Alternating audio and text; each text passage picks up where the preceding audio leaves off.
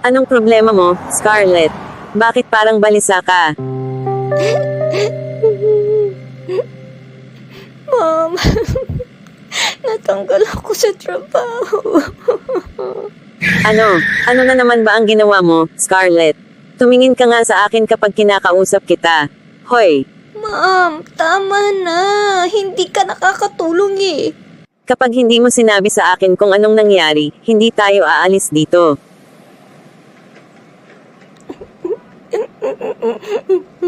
Ano nga ang ginawa mo, Scarlett? Natanggol ako sa trabaho. Dahil sa kinuha ko kay Ray. Hindi kita maintindihan, babae ka. Anong ibig mong sabihin na may ginawa ka kay Ray? Magkasama kami sa trabaho ni Ray. Supervisor siya ng aming web developer team program. At hinayaan mo lang natapak-tapakan kanya. That's unacceptable, Scarlett. Mas magaling ka at matalino kaysa sa kanya.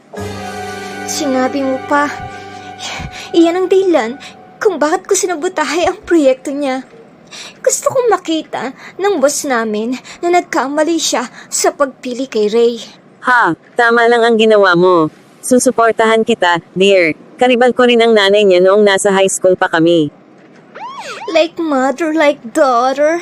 Kailangang may gawin tayo kay Ray. May kilala ako na makakatulong sa atin. Ha? Let's go. Hindi tayo dapat mag-aksaya ng oras.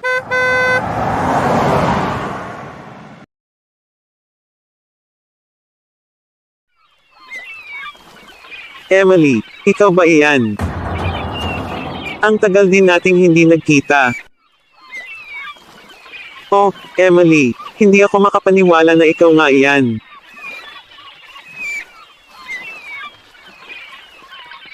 Hiya. Masaya ako na makita ka, Grandma Athena. Siya na ba si Scarlett? What? May lola sa tuhod ako? Kailan pa? Halika at yakapin mo ang lola mo. Napakatagal na panahon din na hindi kita nakita. Halika kay Yay. Yay? Lola ang ibig sabihin nito sa salitang Griego. Bakit hindi ko alam na may lola sa tuhod pala ako?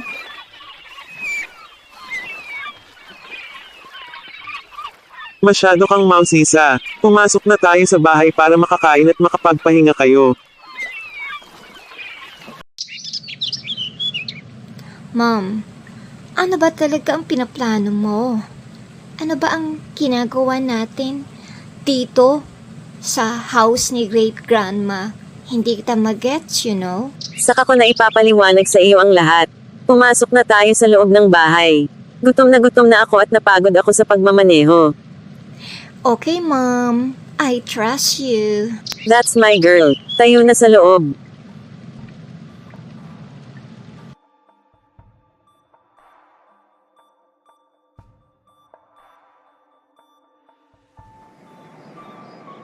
Sister Ray, salamat talaga dahil binigyan mo ako ng trabaho bilang personal assistant mo. Hindi ko alam kung paano ako makakabayad sa iyo. No problem, Penelope. Deserve mo yan. Isa pa, pamangkin ka ni Pastor Marty. At may tiwala ako sa'yo. Pangako, hindi kita bibiguin, Ray.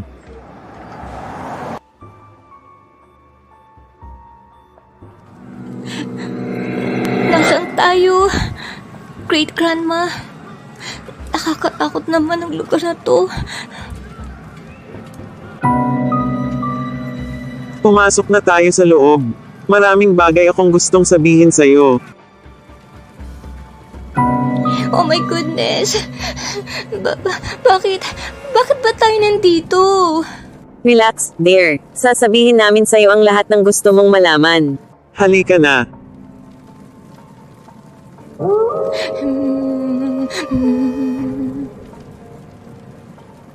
Alam ko na marami kang katanungan, Apo. Hayaan mong sabihin ko sa iyo ang patungkol sa ating mga ninuno. Ang ating mga ninuno ay mga mangkukulam. Ang tawag sa kanilang relihiyon ay wika. Ang tawag sa kanila ay mga Wiccans dahil iba't ibang uri ng pangkukulam ang kanilang ginagawa. Ang sinasamba namin ay ang ina ng Diyosa at ang may sungay na Diyos o Horned God. Sa dakong ito ay ang aming altar. Dito nagtitipon ang mga mangkukulam kapag kami may ceremony. Meron din kaming lugar ng aming pagsamba. Nagtitipon din kami sa templo para sa aming mga ritual at seremonya tuwing gabi. Sa dakong ito ang aming mga koleksyon ng mga spells at mga ritual na minana pa namin sa aming mga ninuno. Sabi sa akin ng iyong ina na meron kang problema kay Ray. Maaari kang matulungan dyan. Talaga? Pero paano? Tuturuan kita kung paano magpadala ng kulam sa kanya. Pwede kang magpadala ng sakit, mga trahedya, at masamang espiritu para pahirapan siya. Talaga? It sounds exciting.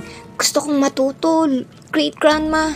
Ipakita mo sa akin kung paano ko wawasakin si Ray. Pero may kapalit. Gagawin ko ang lahat, Lola, para matutuwa ko. Kinasusuklaman ko si Ray at gusto kong wasakin siya. Kailangan mong paglingkuran at sumunod kay Inang Diyosa at sa Diyos na may sungay. Obligasyon mo ring dumalo sa mga pagpupulong ng mga mangkukulam.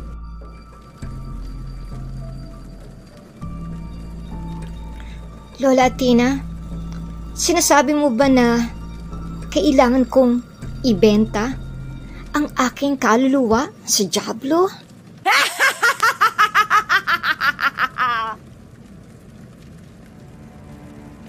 Hindi namin sinasamba si Satanas at ang kanyang mga demonyo. Ano? Imposible yan. Paano mangyayari yon? Kung nagpapadala kayo ng karamdaman sa mga tao, di ba kademonyuhan ang tawag doon? Marami ka pang dapat matutunan. Alalahanin mo na ang aking ama ay isang voodoo doctor noong nabubuhay pa siya. Kaya alam ko ring gumamit ng mga itim na mahika. Pag-iisipan ko muna, Lola. Ipapaalam ko sa inyo ang aking desisyon ngayong gabi. Bilis-bilisan mo ang paggawa ng desisyon. May ritual kami ngayong gabi at lahat ng mga mangkukulam sa lugar na ito ay magkakatipon. Mas mabisa at malakas ang epekto nito kung ang lahat ng mga mangkukulam ay sama-samang magpadala ng kulam kay Ray. Ooh, may punto kay dyan, Lola. Sige, sasapi na ako sa inyo. Tama ang naging desisyon mo. Tayo na at ibalita natin sa iyong ina ang patungkol sa ating plano ngayong gabi. You did the right thing, child.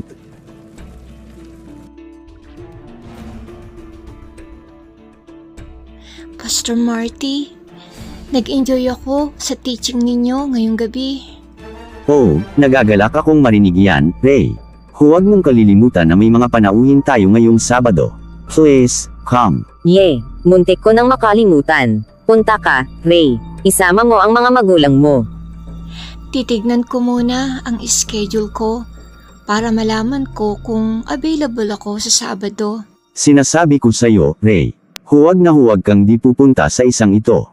Ang ating mga guest speakers ay magtuturo patungkol sa mga espiritual na digmaan. Kaya dapat pumunta ka pati na rin ang mga magulang mo. Wow! Iyan ang mga teachings na gustong gusto ko. Aayusin ko ang schedule ko para makadalawa ko. Isasama ko rin ang parents ko. So, see you on Saturday, Ray.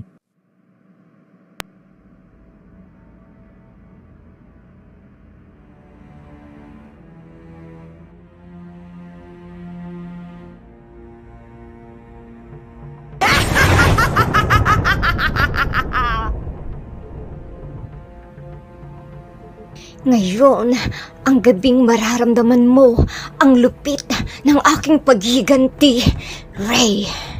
Gagapang kang pabalik sa akin at pagbabayaran mo ang lahat ng sakit na idinulot mo sa aking puso.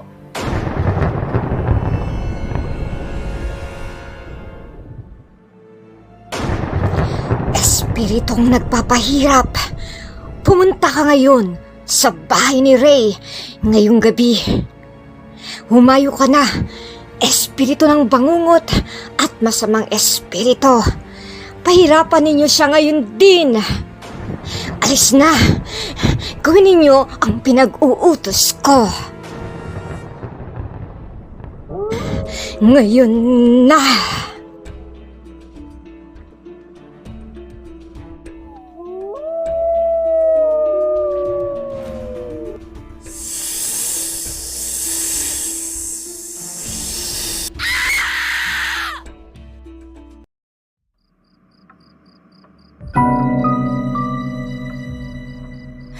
Lord Jesus, ano ang ibig sabihin ng panaginip ko? Parang totoong totoo talaga. Anong oras na ba?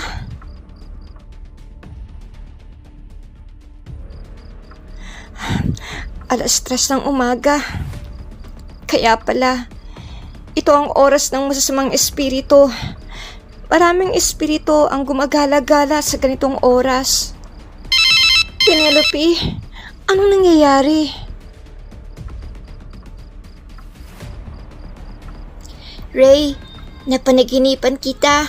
Nakita ko ang isang malaking ahas at sa likod nito ay isang babae. Hindi ko masyadong makita yung mukha niya. Nakita ko siya na nakasuot siya ng itim na damit at itim na sombrero. Naghahagis siya ng mga spells sa iyo. Ha? Ang bihira. Ganyan din ang napanaginipan ko. Ngayon lang. Isang malaking ahas at akmang tutuklawin ako. Tapos, bigla akong nagising. May Don't Watch prayer meeting ngayong alas 5 ng umaga. Hihingin ko sa mga prayer warriors na ipanalangin ka. Salamat, Penelope. Bye.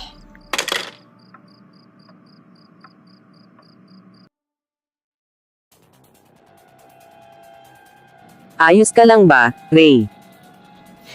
Hindi ko alam, Penelope. Nagising na lang ako ngayong umaga na sobrang sakit ng ulo ko. Nahihilo din ako ngayon. Gusto mo bang ihatid na lang kita sa bahay mo? O kung gusto mo pwede kong tawagan yung pinsan kong si Melissa. Nakatira sila malapit lang dito. Kailangan ko kasing tapusin itong presentation ko, Penelope. May mahalaga tayong kliyente bukas. Kung may kailangan ka huwag kang mahihiyang magsabi. Oh, Ray, namumutla ka. Hindi maganda ang pakiramdam ko, Penelope. Hilong-hilo ako. Ang sakit ng dibdib ko. Tulungan mo ako. Ray, dadalhin kita sa ospital.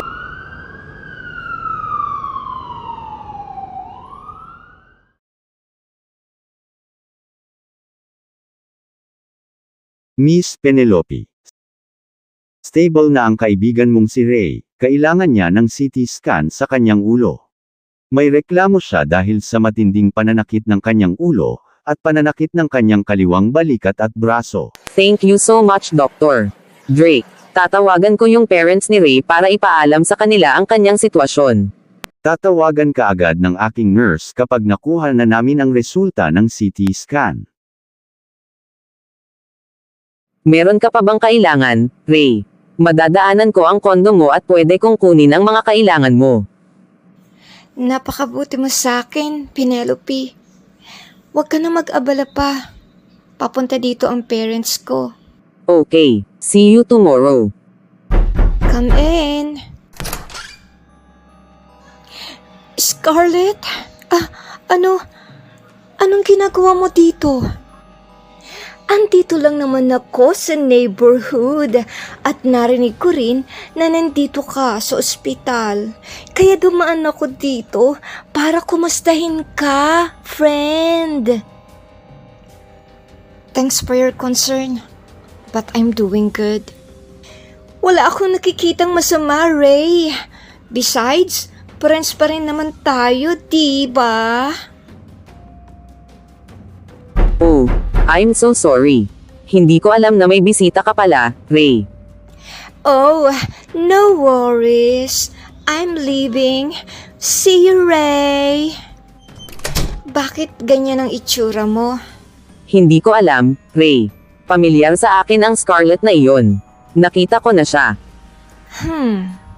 Saan ko ba nakita ang mukhang iyan? Ah, naalala ko na. Siya yung babae na nakita ko sa panaginip ko. Tama. Ano? Siya yung babaeng naghahagis ng spell sa akin? Yes, that's right. Masama ang pakiramdam ko sa babaeng iyon. Sa palagay mo ba, siya ang nasa likod ng lahat ng to? Ang weird talaga. Bakit bigla na lang siyang sumulpot dito sa ospital? Paano niya nalaman na andito ako? Exactly. May nararamdaman akong kakaiba sa babaeng iyon. Hindi ko lang masabi.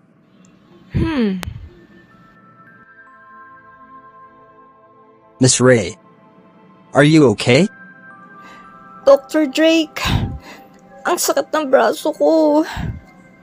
Namamanhid ang braso ko. Sobrang sakit ng ulo ko. Parang sasabog sa sakit. Pati bato ko, ang sakit. Nurse. Nurse. Hurry up and prep the ER. We have to do an emergency testing on Miss Smith. Of course, Dr. Drake. Morgan, pwede bang pakitawagan ang pamilya ng pasyente? Ipaalam mo sa kanila ang kalagayan ng kanilang anak. Sure, Catherine, I'm on it. Nagpapahirap na espiritu. Inuutusan kita na pumarito ka dito sa ospital. Espiritu ng kasamaan at ng sakit at karamdaman. Pumunta kayo sa emergency room at pahirapan ninyo si Ray. Sa pangalan ng aking Diyos na ina ng Diyosa at ng Diyos na may sungay.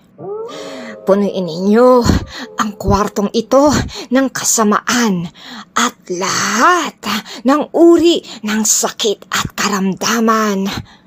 Itago ninyo sa doktor kung ano ang sanhi ng sakit ni Ray.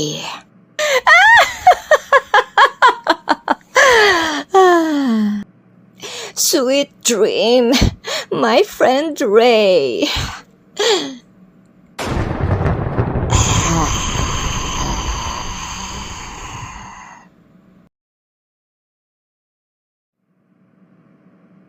What's bothering you, Dr. Drake? I don't understand it. The symptoms of Miss Smith are similar to a heart attack. Evidently, earlier she was having a mild stroke. But all the tests' results came back negative. What am I missing, Catherine? Anyway, give her a strong dose of pain reliever and sleeping pills. She need rest. Right away, Dr. Drake.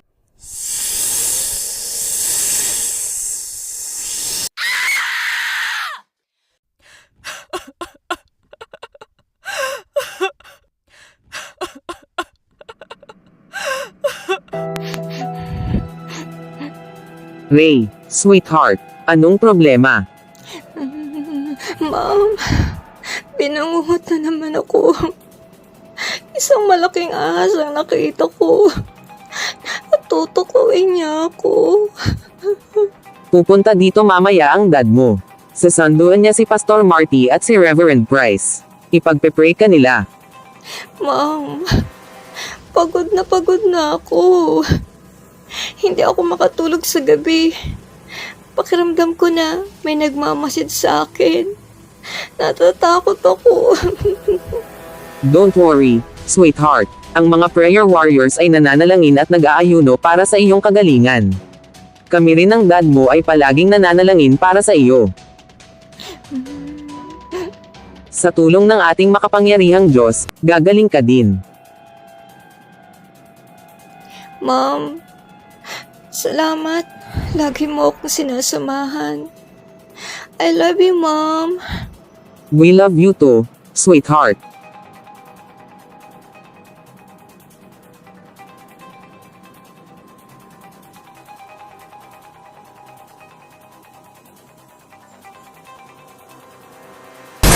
Ha? Anong ingay yun? Nakakapagtaka. Sigurado ako na may narinig akong bumagsak. Ha? Ang weird naman. May naramdaman akong malamig na hangin na humiipo sa akin. Ray? Ito ang sabi sa Isaiah 54:17. Walang anumang sandatang ginawa na magtatagumpay laban sa akin. At masasagot ko ang anumang ibibintang laban sa akin. Ito ang pamana ng Diyos sa kanyang mga lingkod. Bibigyan niya ako ng tagumpay. Ang Panginoon ang nagsasabi nito. Kaya kung sino ka man, hindi ka magtatagumpay laban sa akin. Hindi tatalab ang sandata mo laban sa akin. Ang ulo ko. Biglang sumakit ang ulo ko. Ouch! Ang braso ko. Namamanhid. Hindi ko maramdaman ang braso ko.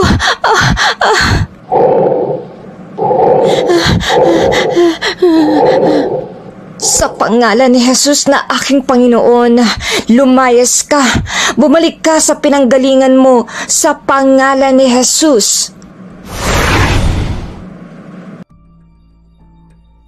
Bigyan mo ako ng magandang balita. Tinapos mo na ba si Ray? Medyo, Lola.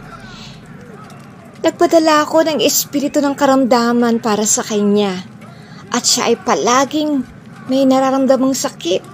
At ang mga doktor, hindi nila alam kung ano nangyari kay Ray. Nagpadala rin ako ng demonyo tuwing gabi para pahirapan siya. At lahat ng uri ng masamang espiritu, pinadala ko rin. Ang talino ko, di ba, Lola? Kalokohan. Hindi iyan ang gusto kong marinig. Mahina ka, Scarlett. Simpleng bagay lang ang pinapagawa ko sa'yo, hindi mo pa magawa. Nadidismaya ako sa'yo. Pero, Huwag na. Ipapadala ko si Wendell. Siya ang anak na lalaki ng pinsan ko na nagmula sa Jamaica. Ang tatay niya ay makapangyarihang mangkukulam sa kanilang bansa. Kinatatakutan siya ng mga tao doon. sinabi mo, Lola. Tayo na. Oras na ng ating ritual.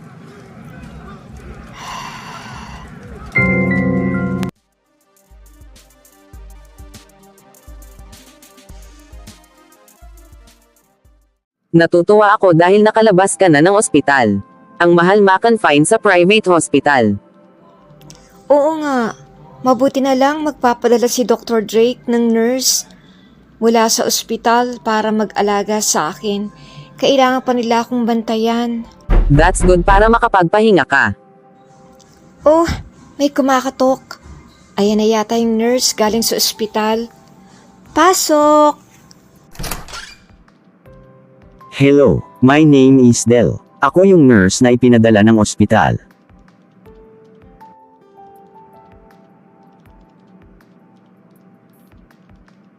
Oh, hello. Nice meeting you, Del. I'm Ray. It's so nice to meet you, Ray. I assure you that you'll be taken care of. Pupunta ako dito 2 beses sa isang linggo para tingnan ka at bantayan. Salamat, Del. I'm glad to hear that. By the way, ako si Penelope. Ako ang personal assistant at kaibigan ni Ray. Can I get you something, Del? It's alright, Penelope. Ayos lang ako. Babalik na rin ako sa ospital. Magkita na lang tayo bukas, Ray. Of course. See you tomorrow, Del.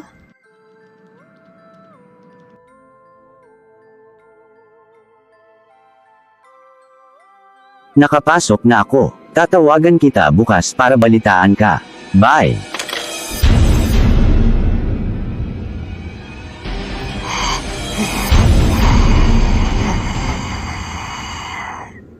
Magaling, anak. Mag-iingat ka.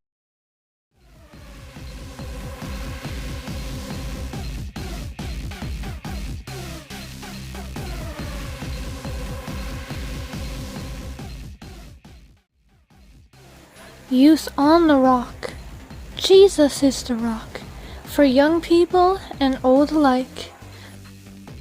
Please like, share, and subscribe to our channel.